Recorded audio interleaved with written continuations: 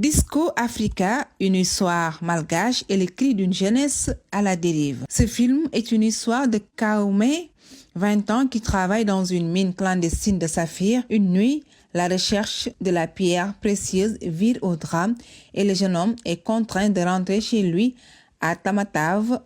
Démarre alors une nouvelle vie faite de tiraillements entre argent facile et droiture, individualisme et éveil de conscience politique, le tout sur fond de contestation. Ce film Disco Africa, on a eu cette opportunité de regarder le film. Pour moi, c'est un film très important qui relate la réalité.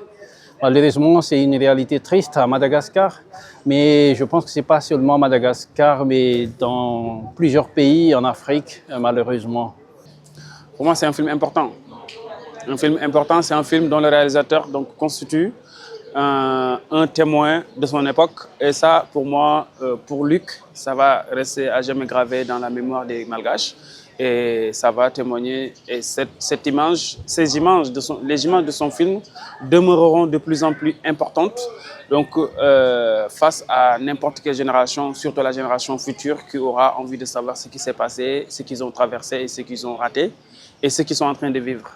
À travers ce film qui dure 1h20, le cinéaste nous ramène aux années 70, cette époque où l'Afrique croyait encore à ses idéaux post-coloniaux. C'est un petit bijou parce qu'il n'est pas fait avec tant de moyens, si on le ramène à l'échelle des films qui sont faits, mais c'est un film à qui il manque rien.